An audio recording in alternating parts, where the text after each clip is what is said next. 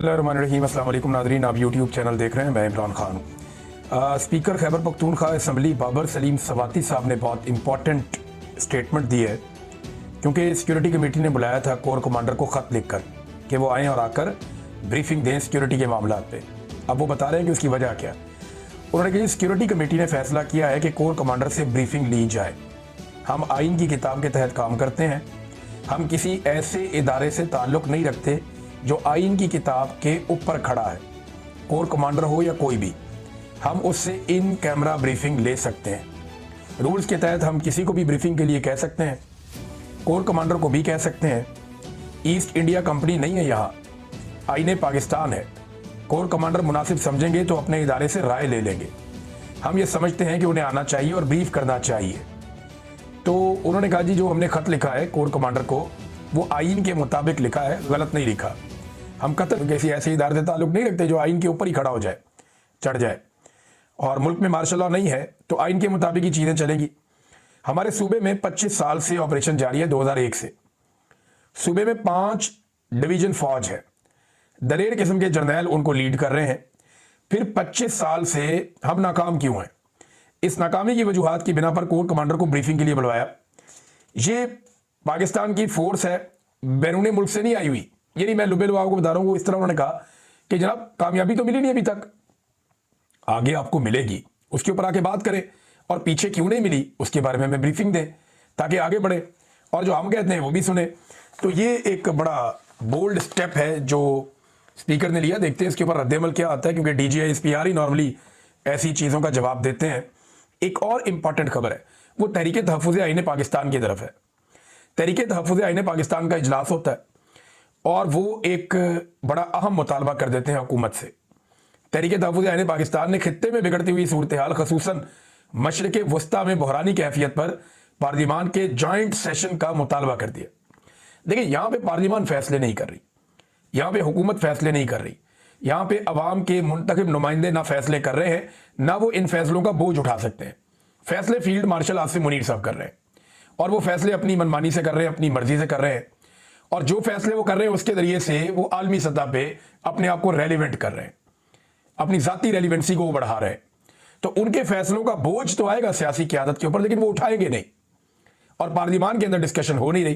तो ये बड़ा इंपॉर्टेंट उन्होंने एक मुतालबा किया कि पार्लिमान का ज्वाइंट सेशन बनाया जाए। जंग अजीम दोम के बाद का इंटरनेशनल ऑर्डर जवाल पजीर है, जहां इसराइली जारहियत और फ़लस्तीनी मुसलमानों की नस्लकुशी और यूनाइटेड स्टेट्स के लातीनी अमेरिका में तर्ज अमल ने इंटरनेशनल कवानीन की धज्जियां बखेर दी हैं, वहीं अक़वाम मुत्तहिदा को भी बेमानी कर दिया है।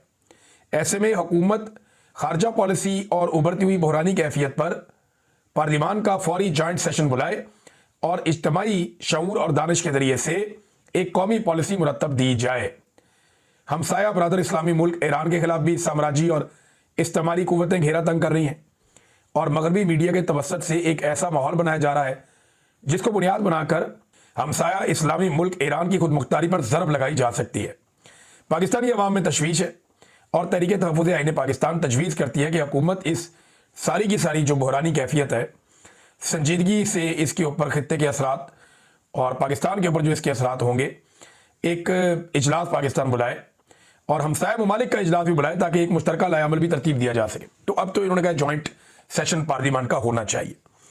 देखिए, इसमें एक चीज़ मैं आपको बताऊं कि कुछ हमारे दानिशवर हैं जो एस्टेब्लिशमेंट के बहुत करीब हैं, टाउट्स किस्म के लोग हैं, वो ये बार बार कहना चाह रहे हैं या पोर्ट्रे करना चाह रहे हैं कि अगर ईरान के ऊपर हमला कर दिया अमेरिका ने तो इसका पाकिस्तान को फ़ायदा हो जाएगा। यानी वो बार बार ये तासुर देते हैं कि अगर अमेरिका ईरान के ऊपर अटैक कर देता है और ईरान में रजीम चेंज हो जाता है तो ये पाकिस्तान के लिए नेक शगुन है, पाकिस्तान को इसमें फ़ायदा होगा।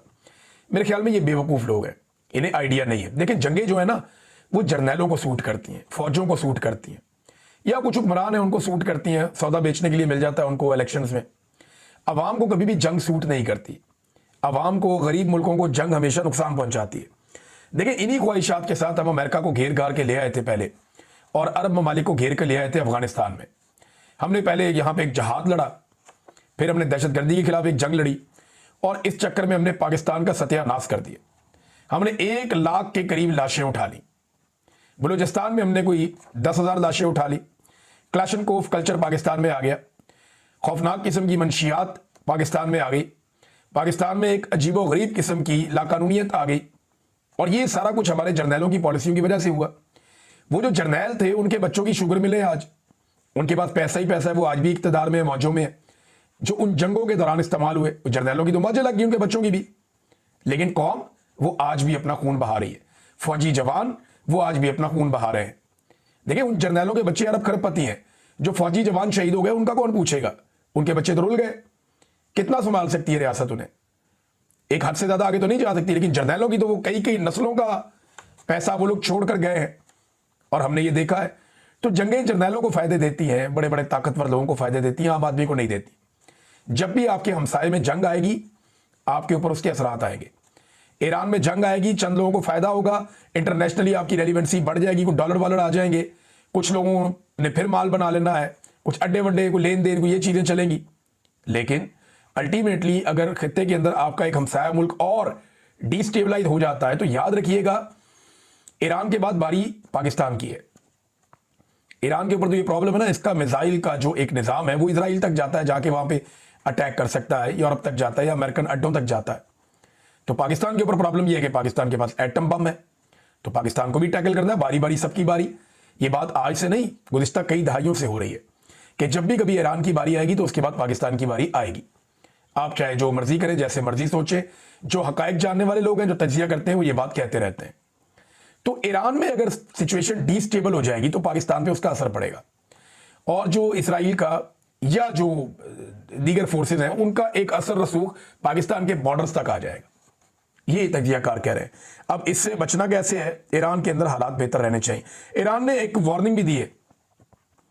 उन्होंने कहा जी अगर अमेरिका हमारे ऊपर हमला करेगा तो हम मजबूरन सऊदी अरब में, कतर में और यूएई में जो अमरीकी अड्डे उन्हें तबाह कर देंगे। और साथ ही उन्होंने कहा जी कि स्टारलिंक को गैर कानूनी तौर पर चलाया जा रहा है ईरान में। मैंने आपको थोड़े दिन पहले बताया था कि डिवाइस के बगैर वो चल नहीं सकती, स्टारलिंक के लिए डिवाइस चाहिए होती है। तो ईरान ने छापे मार के बहुत बड़े पैमाने पर जो स्टारलिंक की डिवाइसेस हैं, जो इंटरनेट के लिए इलॉन मस्क का एक इंटरनेट का सिस्टम है, बड़ा ज़बरदस्त है, वो बड़ा शानदार, बड़ा कमाल वो काम करता है, और दुनिया को हिलाकर रख दिया इलॉन मस्क ने, जिस तरह उसने स्टारलिंक के जरिए से दुनिया को जोड़ा है। तो वो बहुत सारी डिवाइसेस ईरान ने पकड़ी हैं, और अपने फौजी जैमर्स के जरिए से कोशिश भी कर रहे हैं वो लगातार कि वो जैमर्स लगा के इंटरनेट को शट डाउन रखें जहां वो चाहते हैं कि वो शट डाउन रहे। नाज़रीन, एक और चूरन पाकिस्तानियों को बेचा जा रहा है। ये चूरन भी बड़ा इंटरेस्टिंग है। ये अब कहा जा रहा है कि पाकिस्तान जहाज बेचेगा और अमीर मुल्क बन जाएगा। ये जो एयरफोर्स के जहाज होते हैं, जेट तैयारे, दुनिया का कोई एक मुल्क भी ऐसा नहीं है जो जेट तैयारे बेचकर अमीर मुल्क बन गया। हाँ, ये जरूर है कुछ पैसे वैसे आ जाते हैं जेट तैयारे बेचने से, लेकिन मुल्क अमीर होते हैं एक्सपोर्ट्स को बढ़ाने से। जो चीजें करोड़ों अरबों लोग खरीदते हैं उनको बेचकर मुल्क अमीर होते हैं। यहां आपको कुछ पैसा आ जाएगा, आपकी एयरफोर्स को फायदा हो जाएगा। पाकिस्तान, मैंने आपको बताया था, 1.5 से 2 दर्जन तैयारे बना सकता है एक साल में, और वो भी इस सूरत में कि आपको चाइना से और रशिया से इंजन और एवियोनिक्स और दीगर जो आपके पुर्जे हैं वो सारे आपको वहां से मिलते रहे। तो ज्यादातर पुर्जे आपके वहां से आते हैं। उनकी सप्लाई अगर होती रहे तो आप 1.5-2 दर्जन बना लेते हैं। अब अगर आपको 10-12 मुल्कों को तैयारे देने हैं तो आपको 200-250 तैयारा तो आपको तैयार करना पड़ेगा ना। पाकिस्तान को खुद अभी 50 तैयारे मजीद चाहिए, कम से कम पाकिस्तान को 2 साल तो तैयारे अपने पास रखने हैं। तो क्या ये ममालिक इतना अरसा इंतजार करेंगे? और अगर आप 1 से 2 दर्जन तैयारे बेचते हैं हर साल, तो आपको कितना पैसा बचता है? आपको 4-5 अरब या 7 अरब डॉलर, 8 अरब डॉलर आपको टोटल कमाई हो जाएगी। तो आपने इसमें से पहले लागत निकालनी है कि ये बनते कितने के, बिकते कितने के। यानी ये कोई सस्ता नहीं बनता, बहुत पैसा इसको बनाने पे लगता है। फिर उसके बाद जो पुर्जे आप खरीदते हैं वो आपके शराकतदार हैं, वो भी इसके अंदर हिस्सेदार हैं। आप बहुत भी छलांग लगाएंगे, आप 1-1.5 अरब डॉलर के तैयारे बेच लेंगे, लेकिन ये बेच कौन रहा है? पाकिस्तान एयरफोर्स का प्रोजेक्ट है। तो एयरफोर्स के लिए तो 1-1.5 अरब डॉलर बहुत पैसा हो जाएगा। यानी इस 1-1.5 अरब डॉलर में एयरफोर्स जो है वो अपने लिए ठीक ठाक तैयारे तैयार कर सकता है। लेकिन पाकिस्तान की मईशत 1-1.5 अरब डॉलर से खड़ी होगी नहीं जी। ओवरसीज पाकिस्तानी लगभग 30 से 40 अरब डॉलर बेचते हैं हर साल, तो उससे मईशत खड़ी नहीं हो रही। आपकी एक्सपोर्ट्स जो है वो 30 से 40 अरब डॉलर के बीच में रहती हैं। नवाज शरीफ के दौर में हमेशा कम हो जाती हैं, अभी फिर कम हो रही हैं, लेकिन उससे भी आपकी मईशत खड़ी नहीं हो रही। तो ये 1-1.5 या 2 अरब डॉलर अगर आपके पास इजाफी आ जाएगा तो ये लोग आपको कहानियां सुना रहे हैं, कहानियां सुने, आप चुप करके एंजॉय करें। लेकिन ये उतनी बड़ी चीज नहीं है जितनी बड़ी की जा रही है। और क्यों की जा रही है मैं वजह आपको बताता हूं। पाकिस्तान में एक मायूसी है, एक बेचैनी है। पाकिस्तानियों को लगता है कि हमें गड़े में फंस गए, इसमें से हम नहीं निकल सकते। अब ये मुख्तलिफ सहाफ़ियों की, दानिश्वरों की और सियासतदानों की ड्यूटी लगाई गई है कि आप लोगों को उम्मीद दें। अब ये लोगों को झूठी उम्मीद दे रहे हैं, झूठी उम्मीद दे रहे हैं। और हालत इनकी ये है कि सर्दियों में लोड शेडिंग हो रही है उस मुल्क में जहां पे इजाफी बिजली बनाने की कैपेसिटी है। और अब इनके पास आईपीपीज को देने के लिए कभी कहते हैं तेल नहीं है, कभी कहते हैं उनकी कैपेसिटी नहीं है, कभी कहते हैं जी वो बिजली हम खरीद नहीं सकते, इतनी महंगी है। तो फिर आप उनको बिजली खरीदे बगैर पैसा क्यों दे रहे हैं? सवाल तो ये भी पैदा होता है। तो ये इनके हालात हो गए हैं कि सर्दियों के अंदर बिजली की लोड शेडिंग करने वाले कह रहे हैं कि हमने मायूसी दूर करनी है। कैसे करनी है भाई? रोजाना की बुनियाद पे लोग कहते हैं जनाब बिल्कुल मायूस ना हो, पाकिस्तान पता नहीं कहां से कहां पहुंच गया और आसिम मुनीर साहब लेकर जा रहे। उनका काम ही नहीं है भैया, अल्लाह के बंदो, आसिम मुनीर का ये काम ही नहीं है। मईशत की उनको अलिफ बे का भी नहीं उनको पता। मैंने बीएससी में इकोनॉमिक्स पढ़ी है, तो एफएससी में इकोनॉमिक्स पढ़ी है, तो मुझे थोड़ा बहुत जो इल्म है, जिन चीज़ों का मुझे पता है, और जब हम लगातार हम रिसर्च का काम करते हैं, मेरी टीम में 2 लोग ऐसे हैं जो इकोनॉमिक्स के ऊपर बहुत एक्सपर्ट हैं।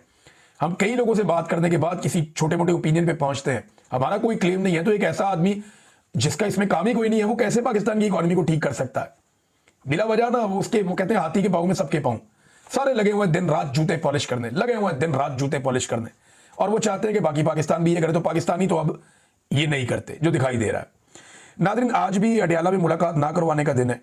मुलाकात करने की कोशिश की जाएगी, लेकिन आज भी मुलाकात ना करवाने का दिन है। जब तक आप हुकूमत को गिच्ची से अवाम नहीं पकड़ेगी, तब तक इमरान खान की मुलाकात उनकी फैमिली से, वकला से या लीडरशिप से नहीं होगी। जब तक इनको गिच्ची से नहीं पकड़ेंगे, इनके ऊपर प्रेशर नहीं आएगा। विदाउट प्रेशर उनको फर्क ही कोई नहीं पड़ता इससे।